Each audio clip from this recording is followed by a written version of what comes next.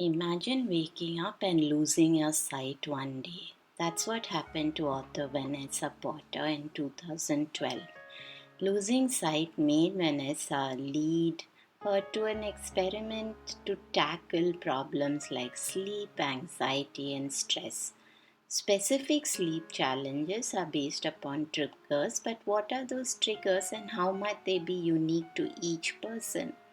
How is it linked to trust? What was Vanessa's sleep experiment? And imagine studying all of traditional practices through science. So she did an experiment where she recorded live brain activity and explored hypnosis, mindfulness, several modalities including Buddhist meditation, mantra chanting, transcendental meditation, vipassana, hypnosis, breathwork, kundalini yoga, mindfulness, and even psychedelics.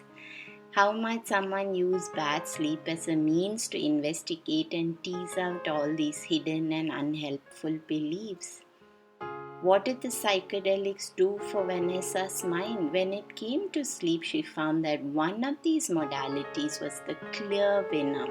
All of this in this episode of the Sleep Whisperer podcast.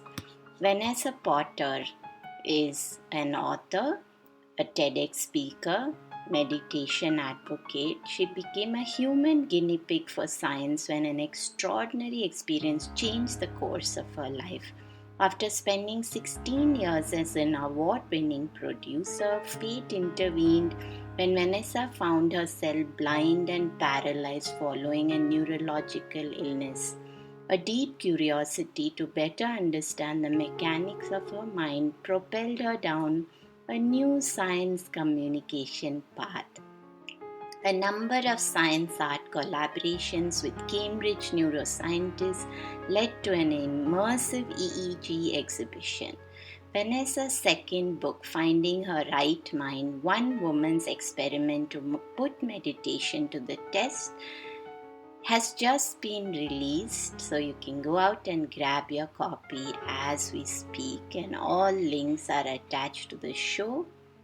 And as listeners, it really inspires us to hear from you. So even if you're feeling shy, just send me a mail, deepa@fighttothrive.com.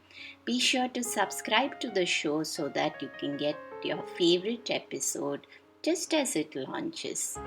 If you'd like to share someone who can be featured, make a personal introduction.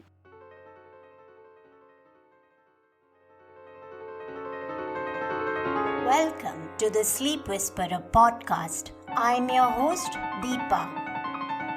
Join me and my many expert guests and medical professionals from the cutting-edge science of functional medicine of the West and ancient wisdom of the East. Learn all about how to discover your root causes of poor sleep and understand the proper tools and techniques to end your confusion and begin getting a good night's sleep. It's time to regain hope and begin your sleep journey with the Sleep Whisperer podcast.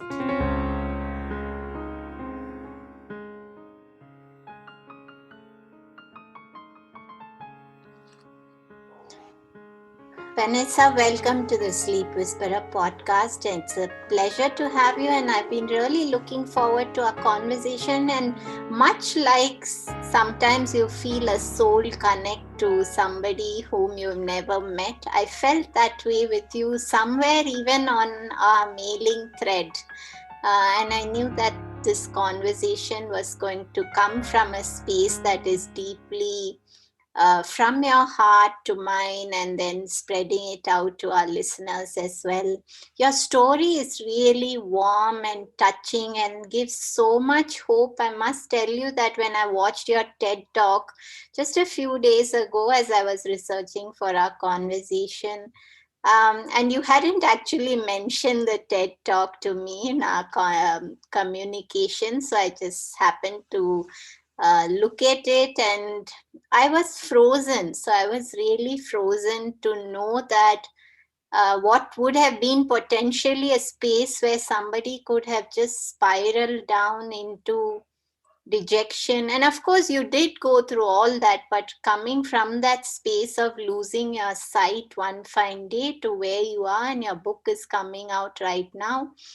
How did, just share a little bit, if you're comfortable with sharing a little bit about that journey, just to give our listeners some hope, and then also how that actually led to this amazing experiment that you've done, where you've actually looked at brain activity using different modalities, and how that has actually translated to mean something in the space of sleep. And you have two full chapters dedicated to sleep in your new book as well.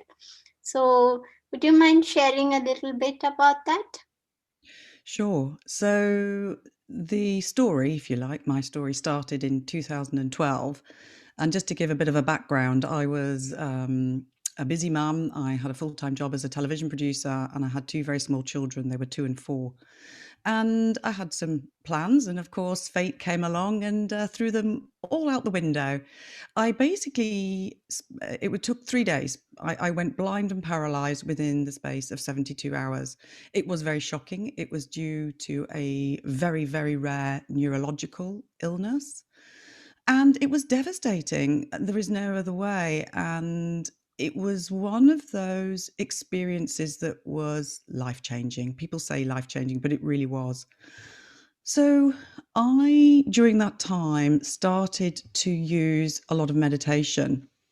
Actually, it started pretty much within sort of the first day, because it dawned on me very quickly that whilst I had a team of doctors looking after me and an amazing, group of family members, I was totally supported, but I kind of knew inside myself that I was going to have to heal myself, that if I needed to control anxiety and fear and panic, which of course is surging through my body, they couldn't do that bit. That was me. And so that was one of the most profound learning experiences. And I did recover. It took a year. My sight slowly came back, and the paralysis went. But I continued with the meditation, and the meditation became a strategy, a savior. It was something that was so deeply rooted in me.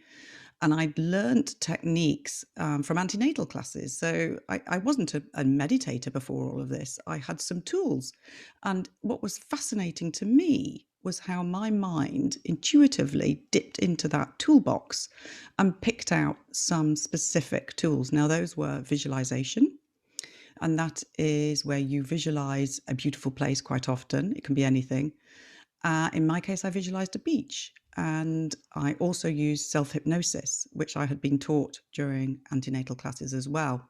And this is to induce a relaxed state and to suggest to your own unconscious mind that you are in a calm, healing place. So those were my tools. And after my recovery, I got very curious. I wanted to understand what was actually going on inside my mind. And that sparked an enormous learning journey. I contacted scientists and at Cambridge University, and they were fascinated to hear my story, and we collaborated on a number of projects. And that's where I was introduced to EEG technology, which is brain recording technology. Now, this is where you put tiny little electrodes on the scalp, and these record your live brain activity. And this can tell scientists a lot about the inside story, what's going on inside the mind in different states of mind. So whether it's a meditative state, a sleep state, an anxious state, they can start to identify and separate those out. So this is where the experimenting started, because I was curious, and I used, I suppose, my own experience of this traumatic incident as a learning curve and as a springboard. I never went back to TV producing. And so I kind of decided that this tragedy had happened to me and I was going to turn it into something else. And that's what I did. I've turned my life into a whole experiment ever since. And as you say, sleep became a major feature in that. One of the symptoms I experienced with trauma was insomnia. And of course, insomnia, for those that suffer it, we know what it is. It's not a bad night. Insomnia is pervasive, it's soul destroying. At times, it was worse.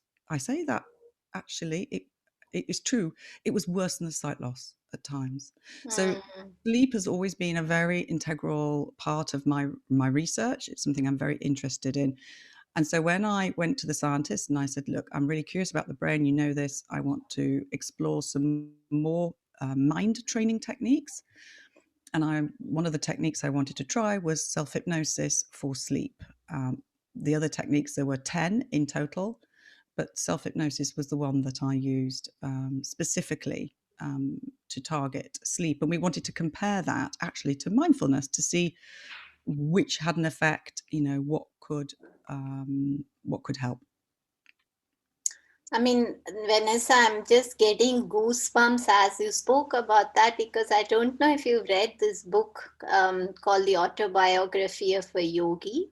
And it talks about this beautiful intersection between science and spirituality. And that's exactly what you're actually talking about, where you're bringing some evidence based realization to many ancient practices, and bringing that intersection of cutting edge science along with these excellent uh, tools from long long ago. And you did, I at one part of your book I read that the insomnia lasted several days in a row, and you actually didn't sleep for how much, 90 hours or something like that. Or Yeah. Yeah, people often don't believe that actually.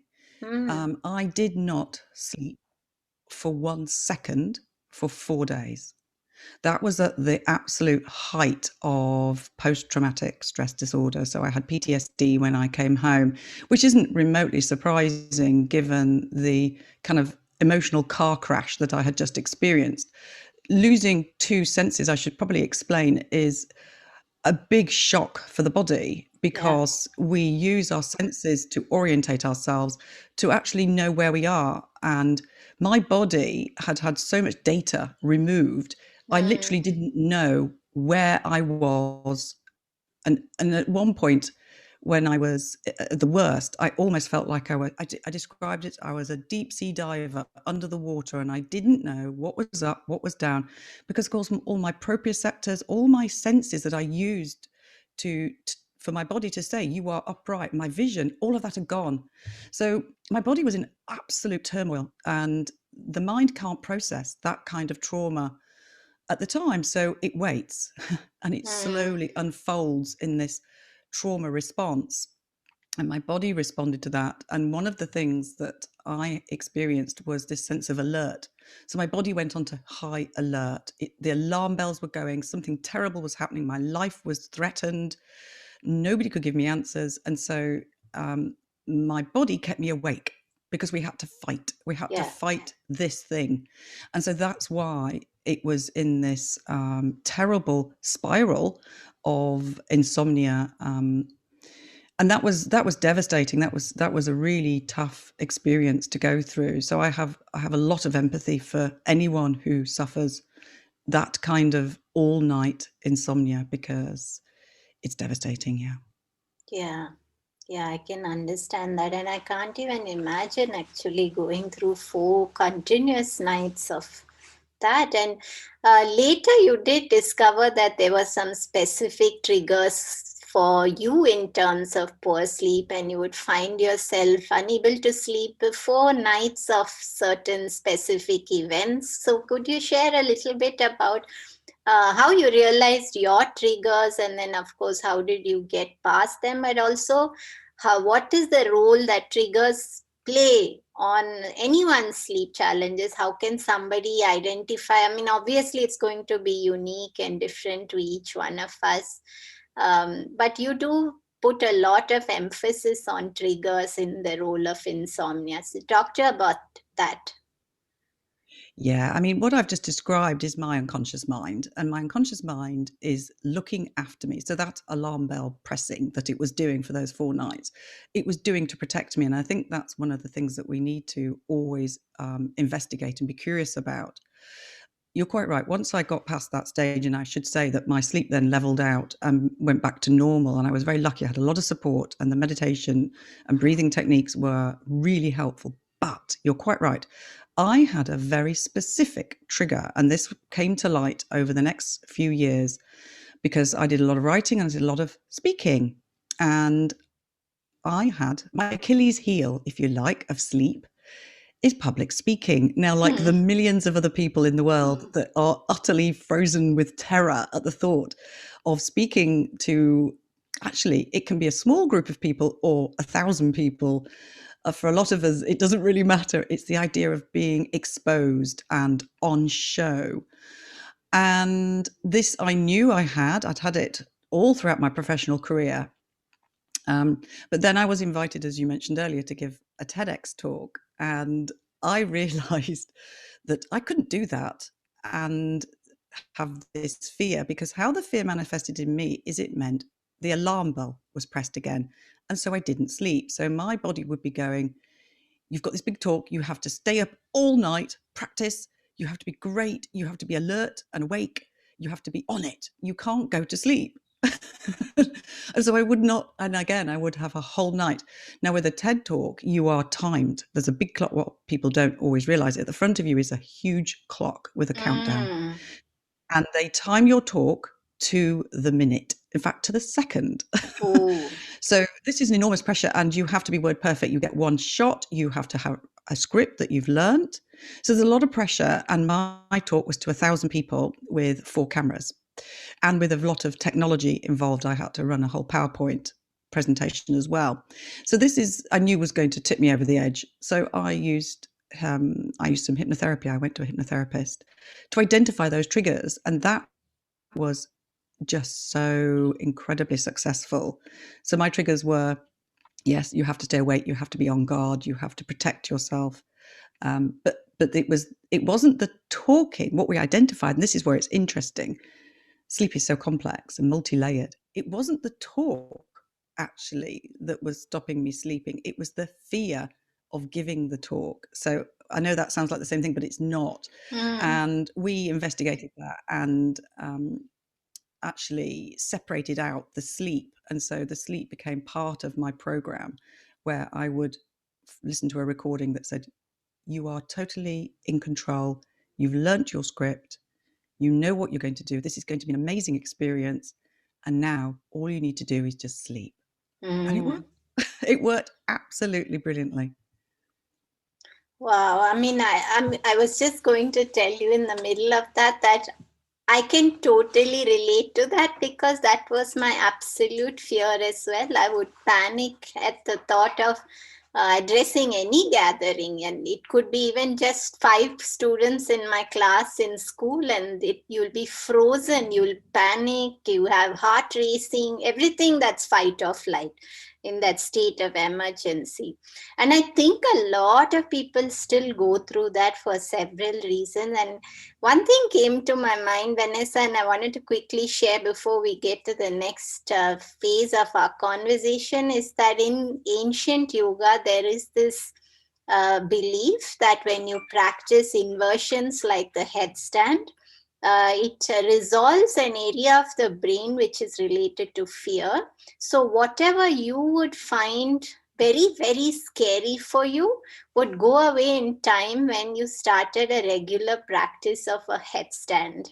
And one of the things that I would teach my students was, for me, it was the fear of public speaking. For you, it could be something else. But when you bring in the headstand every single day, it actually has a physiological connection to the area of the brain that's responsible for these kind of emotions. But yes, talking to yourself and being able to resolve this it's something that's a gift, I think, because not everybody can actually do that. So talk to us a little bit about your sleep experiment, because when I first came across this experiment of your journey, and also I want you to tell our listeners what you called yourself. I didn't want to spill that out, so I want you to say why you called yourself patient XXX, and Just tell us about that experiment where you actually measured brain activity through different modalities and interventions, and what did you actually find? So I called myself patient H69 because when all of this started, so we're going back in time now to post paralysis and post blindness, I started writing a blog and I didn't want to put my own name at the top of that. So I kind of looked around and I had a lot of hospital letters, not surprisingly. Mm. And my National Health Service, my NHS hospital number had the numbers H69 in it. So I became patient H69. And in fact, that ended up being the title of my first book. It was something that got very associated with me and has been a very useful sort of screen. I don't use it quite so much now because I'm further along the journey. So I'm back to being Vanessa now. Mm-hmm. You asked me about the experiment. Do you want to remind me? Yes, about the experiment, because it sounds so. I mean, what did it actually involve? How did you? I know that it started with you reaching out to different scientists, but tell us a little bit about actually how did this happen and how did you manage to practically go about it? So to separate out, the self-hypnosis experiment was an experiment within a larger experiment. That's the first thing to say. So the larger experiment is these 10 different modalities, techniques, whatever you'd like to call them. And they were different ways for me to interact with and to talk to myself and to meditate. And these are mind training techniques, and they were anything from mindfulness. So I started with an MBCT course. I tried compassion meditation, so a lot of different Buddhist influences. I did Zen meditation. I did Kundalini yoga. I'm going through the list. Vipassana. Mm. I did, so I did 10 in total. But I breath work. Transcendental meditation. Transcendental meditation, Christian meditation. There were so many. I sometimes forget the list. But I ended with psychedelics, which was the ultimate way to interact with your own mind. But it's a legitimate form of a legitimate modality to put in my book, because this was about finding out about yourself and finding the right way Right. to heal yourself, but also to understand why things maybe have played out in the way that they have in your life. So that was this massive curiosity, and I went to the scientists and said, "Look, I want to do this anyway." We'd used EEG in the past as one of our projects, and I said, "I want you to record my brain," and they went, "Fantastic." I was very lucky because I had a good relationship with Cambridge by then, and so me going and saying this, they knew me and they could see the research perspective, and so this became part of a PhD with Barbara Jacks, and she's just finishing that at the moment. And so for 3 years, I have worn an EEG headset, which is something that I have at home. I have a portable small one, and this has 5 electrodes, 3 at the front and 2 at the back. And this records my live brain activity every single time I used one of those modalities. And I would spend 8 weeks meditating every single day as part of that research for that modality. And I kept a diary. And then literally the scientists have this massive hundreds and hundreds of hours of data of my brain as I kind of weave my way through all of these different modalities, and they're interested in looking at my human experience. So they ask questions like, did you feel bored, distracted? Were you focused? Were you emotional during this meditation? They wanted to know me to scale and then to list how I felt during each meditation, so that they could then they could map the meditation experience from my perspective. And there were other groups that were run as well. So it's never been done before. It was a very adventurous, very unique experiment that I've been very privileged to be part of. Yeah. And you did find that self hypnosis for insomnia was helpful before your triggering events, but then you also found that in the larger scheme of things, it didn't actually fully resolve all your sleep issues. So, what was that differentiation? Yeah. So again, to go back in time to the TEDx talk, that that intervention with hypnotherapy and a self-hypnosis program worked incredibly well for that event. And this is where the mind is so complex and multi-layered, and triggers that you identify at the time are totally appropriate and relevant, but your life changes and we are very complex beings. And what I was discovering is that when I was giving other talks is that I was starting to have sleepless nights again, and I'm going, well, what's happened? We've cured this. And actually it's not as simple as that. And what we realized is that we had cured, if you like to use that word, we had impacted part of the problem and not all of the problem. And that's what I then started to really have this respect for the unconscious mind, because we talk about talking to ourselves and, but talking to the unconscious mind is a very specific thing. It's not this cognitive thinking mind. It's this much more deeper, powerful part of ourself that we can have a two-way dialogue using self-hypnosis. And that can be very powerful, but you need to prime it. You need to ask the right questions. And so we need to uncover what it was that was the problem. And for me, it was this fear of failure. It was a fear of getting it wrong. And that was not something that I quite identified the first time around. It was more the fear of sleeping, but this was a much more deeply embedded belief. And that's what I had to work on and in fact, my fear of failure actually skewed my whole experiment, because my unconscious mind got the wrong message, which was, this experiment will work the best if you don't sleep. Which is crazy, but because we were doing this experiment, because everything we do is suggestion, and in hypnosis, suggestion is the most, that's how you prime the unconscious mind.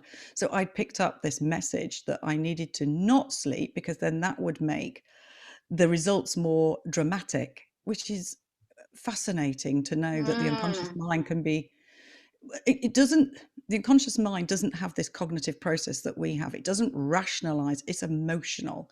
So it was going to, if you don't sleep, you're going to succeed. And it was as simple as that. And so we had to kind of unwire that belief and reprogram my mind to actually see sleep again as this healing and nurturing and positive thing, and not linked up to an experiment. So actually my experiment, I shot myself in the foot with my whole experiment during the book. but even that was just, it's just part of what I was doing. It's this fascinating world. And I learned so much, even from kind of getting it wrong. I learned so much. And I think, Vanessa, what you said about shooting yourself in the foot, I think sometimes that happens to all of us, where that's when we have these profound realizations. And you're so right about the space of the mind where we really don't know what are our ulterior motives about something, or what are we truly believing, because sometimes the conscious mind is convincing you of so many things. And I can so totally relate to the fear of failure, as I'm sure multiple people listening can as well. I think in the context of I wouldn't even call that a failure. I would call that a profound success, because you had these amazing realizations, and that's just so fascinating. But in the context of all these experiments, before I actually ask you about sleep itself, I must ask, did having this experiment and this 3-year process of wearing this EEG monitoring, what did that do to you as a mother? How has it changed you as a mother in terms of looking at your kids' thoughts, beliefs, and do you attempt to tell them to believe something else, or do you has it changed you in any way? Because I can totally see myself telling my son something from all my realizations of such an experiment. Yeah, one of the things I've learned, because hypnosis is an integral part of my research, and I never tell anybody anything, because in actual fact, it's the best way for someone not to listen. And I mean that to both of the minds, the cognitive mind and the unconscious mind does not like to be told what to do. So, but you're right. Doing this kind of experiment, it involved my entire family, and I walked around the house wearing a very strange headset for 3 years.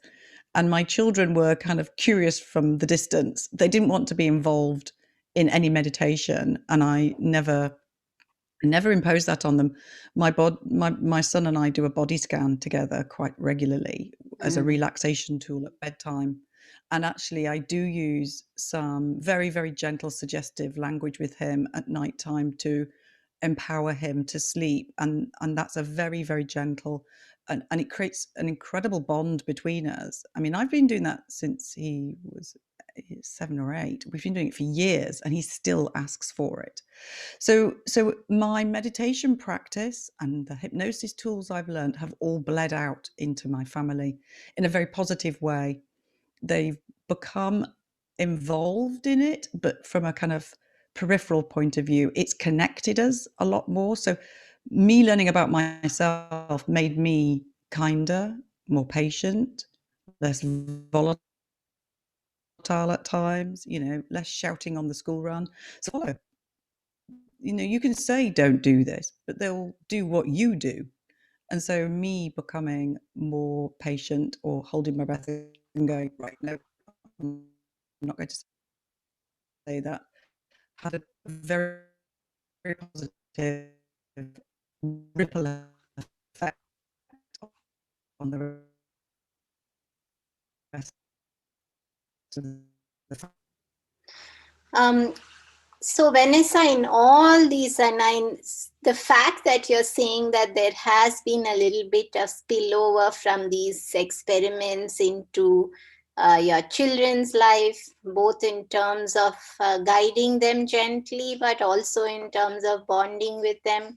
So what are the realizations that you feel you had in terms of somebody who's chronically sleepless? And I know that you have great empathy for that, but what might you advise for somebody who's just starting off, and is there something that they could begin with as of now, which is simple, like how you might guide your child? Is there something that you could share with us?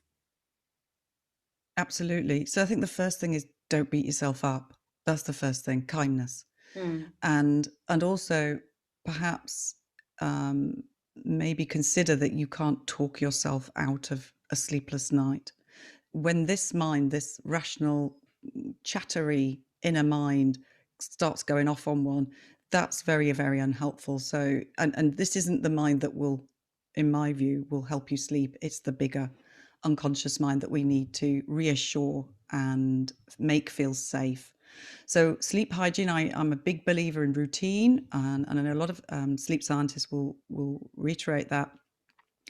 Not having too much tech late at night, having a regular bedtime, and following a really lovely, comforting relaxation routine at night. As human beings, we do like routine, we like familiarity. And so I often use, and even now, I often use a body scan at nighttime, which is there's lots and lots of different types, but they are where you systematically and sequentially move up your body and relax each part of it in sequence. And that can really, really help, because that sends triggers and signals to the body that actually we are now shifting from our day and our busyness, our activity, into a sleep mode. And so all of these send cues, all of these tools send cues to the brain that we are now shifting into this relaxation mode. And maybe without even giving yourself the pressure that, okay, we're going to sleep, just relax first. That is a really good segue into sleep. So if I have a night where I've got a busy mind or whatever, I will always use a body scan. And that now I've become conditioned as well, that is a way of my body knowing. It goes, oh, right, okay, so we don't have to think about this quite so much. And if you have got spiraling and spinning thoughts, that's fine. This is part of being human. It's part of this crazy world that we live in at the moment. That sort of erratic, crazy mind is normal. What we maybe learn to do, and this is also bringing in a lot of the meditation practices, and they all do it in different ways, is to not interact with those thoughts. You just go, yeah, crazy busy mind, my gosh, look at you, you are all over the place. But rather than going, stop, no, it's this idea of pulling back. Put your mind onto your ankles and then onto your calf, and your mind will do that. It will jump back to the busy mind. But the trick is to not engage, not get on the thought trains, not going shooting off, down whatever avenue it takes you, but to pull your mind back to the body. And I find grounding my way through my body like that is a really helpful sleep tool. And I think, Vanessa, this sounds a lot like when you're trying to discipline a very mischievous child. And if you go saying, no, don't you dare do that, stop, stay still, no touching that, that's the first thing the child is going to do. Whereas if you were, what fun that looks like, hey, isn't that crazy? Then, you kind of indulge them a little bit, and then maybe they just start to. So it sounds like a mischievous child, and of course in yoga it's the monkey mind. And of course grounding is great, because just feeling that contact with the ground or your bed, whatever, is so, it's a form of trusting. And you mentioned right at the start how you realize that the fact that you were losing sleep when these triggers came up for you, it was public speaking, that it was a lot to do with trust, about feeling safe, feeling trust. So that is a great, and I think what you mentioned was also that doing it regularly, you condition yourself. Then you just start to expect, you just tell yourself that, hey, you start to relax your body part by part from toe up to the head. And you're just sending those cues to help you relax. And even though, Vanessa, you spoke about sleep hygiene and so many people do, I must tell you how many people know this and they're still looking at their phone and scrolling quickly through social media last thing in the night. The fingers moving so fast with the touch screen, moving down that Facebook feed, that it's creating this flurry in the mind and this busy mind at the last thing in the night. So even though some of these things sound so simple, I think we could all come back to actually applying these simple things on a regular basis.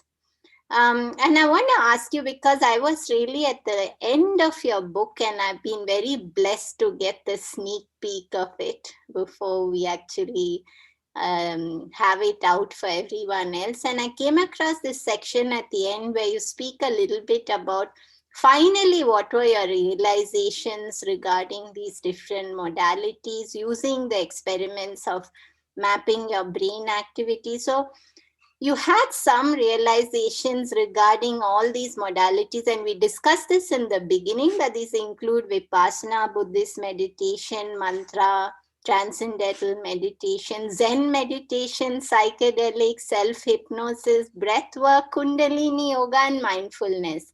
Could you share a little bit about what each of these actually, what did you realize from the experiments in the context of each of these? So the book is called Finding My Right Mind for very good reason. And one of the reasons I wanted to try all those techniques is because I think when people are exploring meditation, they maybe try mindfulness or they might try something different, and they give it up too quickly and they think, oh, it doesn't work. And actually what I discovered is that there were clear benefits from every single technique, but they were different benefits and they kind of targeted different areas of my life. And that was the biggest learning for me. So there isn't a meditation Super Bowl. There isn't a winner, because people often say to me, which was the best? And I'm glad you didn't ask me that, because of course, none of them are the best. There's what suits your blueprint, what you need for yourself, and also what you need at that time in your life. So, for example, I was looking to reconnect. I think one of the things that's probably very common post-trauma is a bit of a disconnect, a slight numbing. Again, this is a protection strategy. It's a coping mechanism. And I had disconnected, and loving kindness, one of the Buddhist meditations I tried, was extremely challenging, but at the same time, really connected me back. And that was done through kindness. And this is a very powerful conduit to understand yourself, is realizing maybe how unkind you can be to yourself and how that bleeds out again into the world. And so using affirmations, which is where you repeat words and phrases like may I be happy, you emanate that out to other people. Go, may you be happy. You start with people you know and love, and then you go out to the neighbors or the shopkeeper, someone you don't know quite so well, and then you go out to people you actually have a problem with, and that's really quite challenging, and then you do the whole world. And this is an incredible practice. It is quite difficult to do Mm. because it really hones in on that disconnect, and that's uncomfortable. But what I realized is that uncomfortable and challenging and difficult is good, because that's where the learning is. So that was one that was And really I helpful. actually want to stop you for a second, Vanessa, because can you just describe how might someone actually do this practice? Like, how long should it be? Are they sitting, lying down? And you mentioned going through this list of different people. So just actually give us a practice which we can follow. So a loving kindness practice, they vary in length. I mean, probably about 15 minutes, and there's lots of guided tracks available. They're not too hard to find. Yeah, you would sit cross-legged in a comfortable position. I'm actually a big believer that as long as you're not going to go to sleep, you can choose whatever position is right for Hmm. you. Yeah. But eyes closed, ideally, or sometimes people would prefer a soft gaze. And you start with a little bit of mindfulness, which is just coming into the body that we've talked about, grounding yourself, being aware that you have a body and you're not just a floating head. This is actually really important at the beginning of any meditation practice, is actually acknowledge the body, that you have one. And that can be just through wiggling your toes or just, touching your fingers and just realizing that you have this body. And then when you're feeling a little grounded, you start with these phrases, and you start with yourself, Hmm. because in the West we're pretty bad at looking after ourselves, and this can be the first stumbling block for a lot of people. So you say, "May I be well, may I be happy, Hmm. may I be safe," and you can choose whatever word suits you for your life at that moment, and you will know what word you need. You know, may I be comforted. It could be Hmm. anything. For me, the "May I be safe" is always the one that gets me. That's a very I strong can thing. also think of may I forgive myself because we're beating ourselves up about so many Yeah, things. exactly. So you choose, if you need to give yourself some forgiveness and some kindness, may I be kind to myself. It's very powerful. And you start with that. In fact, even as I say it, my whole body's doing a little tingle because it's recognizing this Mm. practice. And then you start moving to somebody that you care a lot about now. Again, in the West, sometimes people find this really difficult. They can't go to a family member even. And so if you need to go to your pet, if you've got a dog or a cat, that's also fine. It doesn't matter. It's about cultivating, it's about finding this kindness within you and starting to grow it. You grow it like a flower. And it Mm. doesn't matter if it's only, a half-baked seed, if it's hardly anything there, it doesn't matter, because the more we do it, the more we exercise the mind, the more it will grow. And that's one of the wonderful things about this practice. So we start with, we move on to your pet or your mum or your child or your kindly neighbor that you've got a great relationship. It doesn't matter, someone you care about. And then you move on past that to somebody that you don't know particularly well. I always chose the pharmacist. He's always the same person that I choose. But then the difficult one is where we choose somebody we have a problem with. And it's really a good idea to do somebody that's not a major conflict in your life, because that can be a bit of a challenge. I mean, like, Mm. physically can make your whole body tense up and actually can bring you out of the practice. So somebody that's just annoyed you recently, so Mm. you can practice giving kindness to them. And this is a really good part of the practice, I found, because it's hard, but actually the more you learn to do it, the more you feel better in yourself. That's the other thing. That's That's the kind right. of the give. And then I love this. I cut and paste like a football arena with thousands and thousands of people inside my mind, and you send out, may you all be happy and well, may you all feel safe, may you all forgive yourself. And it's to the whole world, and it's a really powerful concept, and I love this practice. It's a really good one to start with yourself. to And I connect. feel that, as you talk me through that, I felt I would also love to put my hands over my heart as I do this. Yes. I just intuitively felt that that would complete the practice for me personally. I'd like you to tell us a little bit about the psychedelics and how that actually helped you with these realizations. Yeah.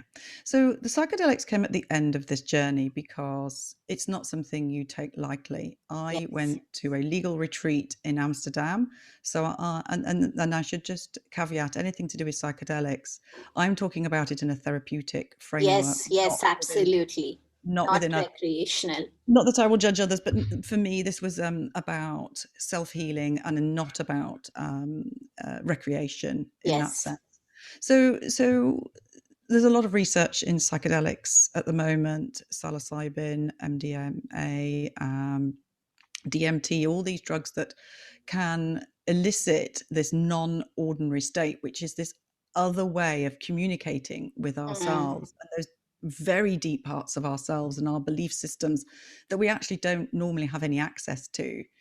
And I went to Amsterdam, and my experience was fully curated, which means that I was surrounded by an incredibly experienced and devoted team of people who guide you through this whole experience. So there's a lot of preamble and talk and explaining, and then the ceremony itself. I think there was 12 of us, and we were guided through a psilocybin experience, which for me lasted an awfully long time. It can last about 5 hours, but for me it was about 8 hours. And that was extraordinary. You know that you are entering this experience when I talk about this chattery mind. The chattery mind got switched off finally, and so the other Mm. parts of my psyche got to have a voice, which was really interesting. And of course, a lot of the psychedelic experience for people, it commonly goes back to childhood. You sometimes have a guide, you sometimes have someone from your life, or it can just be a thing, will take you on a journey where you explore yourself and every facet of yourself.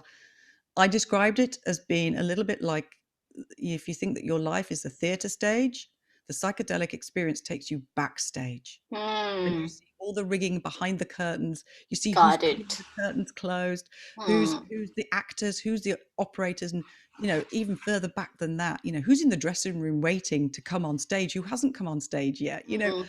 Lots of analogies you can use with that as a metaphor. And for me, that's what it was like. It was like this delving back down deep into the watery depths of myself, but for therapeutic reasons. So I learned a lot about why trust, why safety was such a big thing for me. Also, having a voice was Mm. something that came out for me, Yeah. and it feeds out into your life. It's a slow drip effect, and it has ricochets, positive ricochets throughout the coming months after an experience. And in fact, Vanessa, these are a big part of Himalayan yogis. So there's psychedelics have been used in terms of trance and meditative, deeper state experiences for such, I mean, from really ancient times, and they've found that it can unlock certain areas of the brain which otherwise you don't have access to. Something like an access denied, and the psychedelics are actually the key to open up those areas. So when you say positive repercussions of this, how could you describe it? How did this spill over into your life going forward? What did it actually give you? Well, from the psychedelics point of view, but also from all the All the practices. practices. Yeah, the one word that just jumps into my mind every single time is this kindness. I'm Mm. much kinder to myself. I don't judge. I mean, I still do, because it's a human nature. But what happens is that as the judgment jumps in, the kindness jumps in as well, and it's bigger. And the kindness just goes, "Woof, no, you can't do that. Let's not do that. That's not going That's to beautiful. it's not going to help, actually." But Mm. yeah, this idea of being a little bit more compassionate towards myself is a very, very powerful learning. And I And think, don't you think that many times when somebody appears to be frustrated or angry as people, there's so much going on, and I always feel that somewhere they're missing something to themselves. So they're not giving themselves what they need, which is why they're kind of lashing out at the world. And having that compassion for yourself is actually the first step towards having compassion as a universe. So it begins with you feeling safe, feeling secure. And I do want to ask, because this one statement in the end of your book popped out at me right there, that when it came to all these modalities and the experiments that you went with, you found almost as if there was a clear winner, something that stood out in the context of sleep. So, what was that? And what can you tell us a little bit more about that to help people as we end our conversation? yeah, so when it came to the sleep stakes and that sleep experiment, there was no question that hypnosis and hypnotherapy was downright the winner. Um, what was interesting is that by the end of the experiment, I kind of, I know it sounds crazy, I didn't care because my learning about myself was so powerful. But actually, mindfulness, because that was that we did a control and we did an active part of our experiment. So just to explain how the experiment worked, I had two talks coming up. For one, I practiced 3 weeks of mindfulness, Mm, and for the other talk, I practiced 3 weeks of self hypnosis. And the mindfulness did nothing. I slept, I think, an hour and a half before the talk. And on the 3 weeks leading up to the second talk, which actually was more scary because it was to a group of master students at Cambridge University. So I was very intimidated. mm, Um, I slept about 6 or 7 hours, which isn't a wow. full night, but it was Yeah. significantly better. And also, I had the calmness that comes with what self hypnosis has given me. The relationship with sleep had been kind of rebuilt again. And so, yeah, self hypnosis for me, and I still use it. I still use it all the time. And you constantly have to go in and reprogram and readjust and tweak and look at the messages. But ultimately, the way I do that is hypnosis. That's beautiful. So, any practices that we can? I mean, I've done couple of episodes on self hypnosis, but I'd love to hear from you again. Like you described, a short kindness, gratitude practice. Something. Could you share a small practice that we can actually begin with in terms of, or do you need to actually be guided and you need to learn this? Yeah, you need to learn it. And the guided tracks, I used Diane Haspel Johnson's sleep Mm, program, right. because one of the things that's really important with hypnosis and hypnotherapy is that the language used is targeted and very specific. It's curated, and it follows the architecture of sleep itself. And so you do need, I would always recommend a reputable hypnotherapist track and somebody who maybe specializes in sleep. And the idea is to listen to that regularly. In doing it once is going to have a limited effect. You need this repetition. You need to recondition your mind, soothe those beliefs, and allow the hypnotherapy to weave its magic. And that is done over, it took me 3 weeks. So I did 3 weeks of listening to a track which was about 20 minutes long every evening. And I would do that, very easy to do at the end of the night, put headphones on, just lay in bed. It's very relaxing. But those tracks are very, very specifically worded. And that's the point of hypnosis. It's not just anything. And a hypnotherapist knows exactly how to do that and to make sure that that's always within a safe environment Right. and done in a professional manner. So, yeah. But there's lots of people around, there's lots of tracks around. It's not a difficult area to research. And in fact, on our own show, we have episode number 32, which has Jordan Rystrom with a guided self hypnosis practice, and Diane as well, whom you mentioned. We have her as well. So I will also link those episodes to this one so people can actually take a listen and do the practice. But your journey was just I think I had goosebumps and shivers up my spine through our entire conversation. But Vanessa, before I let you go, you need to complete our sleep whisperer mantra, which is if sleep is the new medicine. Yes, sleep is the new medicine, but you are the therapist, you are the teacher, and you are your own doctor. Perfect, Vanessa. Thank you so much for giving your time. And I urge everyone, if you've been fascinated by Vanessa's story, grab a hold of the book, which is just releasing, already released, and it just goes in a much deeper level to all that we spoke. So you must get your hands on that. Vanessa, where can people actually find you? So they can find me on Instagram. I am Vanessa Potter Writes. That's WRITES. I have a website, vanessapotter.com, and Finding My Right Mind is available in all bookshops. I'm sure it's going to reach great places because, as I said, I was blessed to get the copy way ahead of time. And I was actually frozen to that chair behind me a few days ago when I was reading that. And I was just, I couldn't answer my son or my husband when they walked into the room because I was so wrapped up in the chapters about your story and sleep. And I'm actually going to read the whole book as well because I had just enough time before our conversation to get through those specific chapters, but it was so interesting that I know that I want to read the whole book from the start to the finish. Thanks for being on the show, Vanessa, and good luck with the book, and hope to have you back sometime talking about maybe psychedelics as an entire episode in itself. Yeah, psychedelics is a big subject. Can I also just mention, I've forgotten, because I've just started a podcast as well.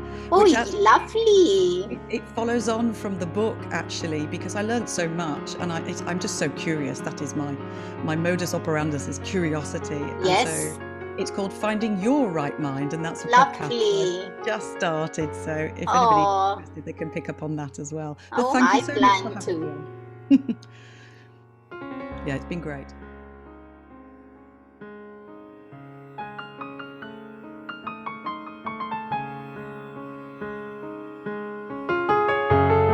Hey everyone, I hope you enjoyed the show. Just a reminder that this podcast is for information purposes only. This is not a substitute for professional care by a doctor or otherwise qualified health professional. This information is provided on the understanding that it does not constitute medical or other professional advice or services. If you are looking for personal help on your health journey, do seek out a medical practitioner. Please do make your own healthcare decisions based upon your research and in partnership with your doctor or otherwise qualified healthcare professional. It is in no way intended as medical advice as a substitute for medical counseling or as treatment or cure for any particular health condition. Be sure to always work directly with a qualified health practitioner before making any changes to your diet or lifestyle that may feel out of your realm of comfort or understanding. If you are looking for an allied functional medicine practitioner, do seek out more information on www.phytothrive.com or www.sleepwhisperer.pro. It is important that you have someone who is qualified and understands your health personally in order to provide adequate care, especially when it comes to chronic health conditions.